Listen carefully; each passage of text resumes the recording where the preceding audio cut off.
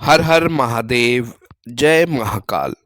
स्वागत है आपका कहानी मंगल चैनल पर। आप देख रहे हैं आपका अपना चैनल कहानी मंगल। कुछ कमरे ऐसे होते हैं जहां रात का मतलब सिर्फ रोशनी का बुझ जाना नहीं होता, बल्कि किसी अनकही मौजूदगी का जाग जाना होता है। जैसे ही सूरज ढलता है, दीवारों में अजीब सी ठंड उतर आती है। हवा बिना चले भी भारी लगने लगती है और सन्नाटा इतना गाढ़ा कि अपनी ही सांसें पराई सी सुनाई देती है। ऐसे ही कमरों में नींद आसान नहीं होती, क्योंकि वहां आंख बंद करते ही एहसास होता है कि आप अकेले नहीं हैं। ये कहानी उसी एहसास से शुरू होती है, एक ऐसी लड़की से जो हर रात अपने कमरे का दरवाजा अंदर से बंद करती थी, खिड़कियां कसकर बंद रखती थी, और फिर भी जब वह बिस्तर पर लेटती थी तो उसे अपने पास किसी और का वजन महसूस होता था। कोई था जो दिखता नहीं था, बोलता नहीं था, लेकिन उसकी मौजूदगी बिस्तर की सलवटों में, तकियों की गर्माहट में और कमरे की हवा में घुली रहती थी। शुरुआत में उसे लगा कि यह थकान का वहम है, अकेलेपन का असर है, या शायद नींद और जागने के बीच का कोई अजीब सा सपना। मगर जब यह एहसास रोज रोज लौटने लगा, हर रात एक ही समय पर, तब डर ने उसके मन में धीरे धीरे घर बना लिया। रात के सन्नाटे में जब पूरी इमारत सो जाती थी, तभी उसके कमरे में हलचल शुरू होती थी। बिस्तर का एक कोना अपने आप दब जाता था, जैसे किसी ने आकर चुपचाप जगह बना ली हो। चादर हल्के से खींच जाती और उसे लगता जैसे किसी की सांसें उसकी गर्दन के पास चल रही। ठंडी गिनी हुई बिल्कुल पास, वह आंखें खोलती, दिल तेज धड़कता, लेकिन कमरे में देखने लायक कुछ नहीं होता। फिर भी उसे यकीन होता कि वहां कोई है, कोई ऐसा हर रात उसके साथ लेटता है। यह सिर्फ डर की कहानी नहीं, बल्कि उस अनदेखे रिश्ते की कहानी है जो धीरे धीरे पनपने लगा। एक ऐसा रिश्ता जिसमें एक तरफ जिंदा लड़की थी और दूसरी तरफ कोई अदृश्य साया,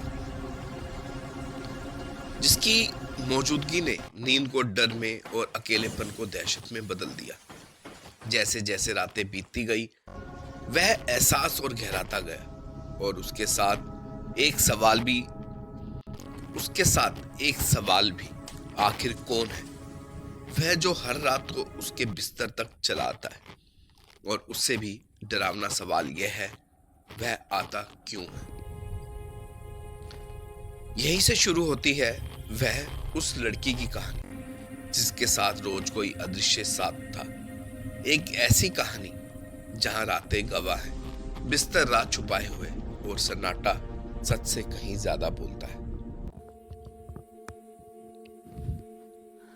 शहर के पुराने हिस्से में एक तंग गली थी, जहां रात उतरते ही दीवार से सिलन टपकने लगती थी और स्ट्रीट लाइट पीली आंखों की तरह झपकती रहती थी। उसी गली के आखिरी मकान की तीसरी मंजिल पर रहती थी अन्वेषा, चुपचाप, सदी हुई और हमेशा थकी हुई। पड़ोसी कहते थे कि उसकी आंखों के नीचे गहरे साए हैं, जैसे नींद से उससे रूठ गई हो। पर किसी को क्या पता था कि अन्वेषा हर रात सोती थी किसी के साथ। पहली रात उसे लगा कि यह महज वहम है। नींद की दहलीज पर पहुंचते ही बिस्तर थोड़ा सा धंस गया, जैसे किसी ने आकर करवट लिया। कमरे में पंखा चलता रहा, खिड़की बंद थी, दरवाजा भीतर से कुंडी लगा। उसने आंखें खोली, कुछ नहीं, लेकिन तकिए के पास की चादर में किसी भय का हल्का सा ताप था। अन्वेषा ने खुद को समझाया, थकान है, दिमाग खेल कर रहा है। दूसरी रात वही एहसास लौटा, इस बार ज्यादा साफ। किसी की सांसें थी बहुत करीब, गिनती में आती जाती। सांसों के बीच एक अजीब सी महक, गीली मिट्टी और पुराने कागज की। अन्वेषा ने कांपते हाथ से लाइट जलाई। उजाला फैलते ही बिस्तर सामान्य था, पर चादर पर उंगलियों के निशान उभरे हुए थे, जैसे अभी अभी किसी ने उसे पकड़ा हो। तीसरी रात उसने सांस किया, आंखें बंद रखी, महसूस किया कि किसी का वजन उसकी कमर के पास टिका है, किसी का हाथ ठंडा उसकी पीठ पर धीरे धीरे सरक रहा है, जैसे पहचानने की कोशिश कर रहा हो। दिल की धड़कन इतनी तेजी से बढ़ने लगी और वो घबरा गई। सुबह पड़ोसन शांता बुआ आई। अन्वेषा के चेहरे की रंगत देखकर बोली, तू ठीक नहीं लग रही। इस घर का इतिहास जानती है? अन्वेषा ने सिर हिलाया। शांत। शांता बुआ ने आवाज धीमी कर कहा, यह कमरा पहले किसी नीरा नाम की लड़की का था। रातों को कहती थी कि कोई उसके साथ सोता है। लोग हंसे। फिर एक सुबह वह बिस्तर पर मरी मिली। अकेली नहीं थी, चादर में 2 लोगों की सिलवटें थी।